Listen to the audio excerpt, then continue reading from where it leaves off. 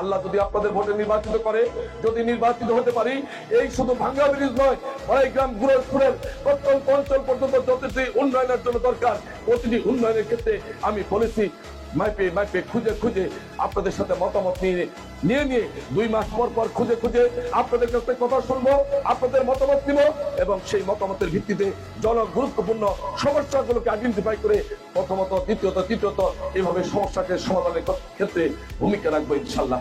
সেই ক্ষেত্রে আপনাদেরকে অনুরোধ, আসুন নগর ইউনিয়ন ইসলামের জন্য একটা দুর্জয় ঘাঁটি, নগর ইউনিয়ন ইসলামের পক্ষের একটা দুর্জয় ঘাঁটি, নগর ইউনিয়ন দেশপ্রেমিক মানুষের একটা ঘাঁটি, নগর ইউনিয়ন ধর্ম বর্ণ নির্বিশেষে সকল মানুষ সচেতনতার মধ্যে দিয়েই জীবন যাপন করে।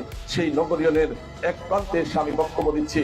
আমি বিনয়ের সাথে অনুরোধ করব, কার জন্য মারামারি করবেন, কার জন্য লাফালাফি করবেন, কার জন্য ভোট নিয়ে আবার দিবেন, সেই ভোট নিয়ে যাবে, সেই ভোট নিয়ে যাওয়ার পরে ওই ঢাকায় বসবে আর অন্য জায়গায় বসে থেকেই আমাদেরকে শাসন করবে, আমাদেরকে শোষণ করবে, আমাদের মধ্যে দ্বন্দ্ব লাগাবে, আমাদের মধ্যে ফ্যাসাদ লাগাবে।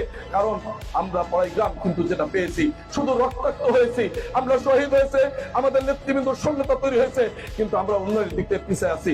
আমরা বলতে চাই, আবার যদি আপনারা ভুল করেন, আবারও সিদ্ধান্ত যদি আপনারা সিদ্ধান্ত নেতায় ভুগেন, কারো হুমকিতে যদি ভয় পান, কারো ধমকিতে যদি থেমে যান, কারো প্রলোভনে যদি প্রভাবিত হন, তাহলে সেক্ষেত্রে দুঃখ, কষ্ট, যন্ত্রণা আগামী দিনের জন্য লাঘব হবে। এটা অসম্ভব একটা বিষয়। সেই লাঘব করার জন্য আমি অনুরোধ করব, আসুন আমরা সিদ্ধান্ত নিই।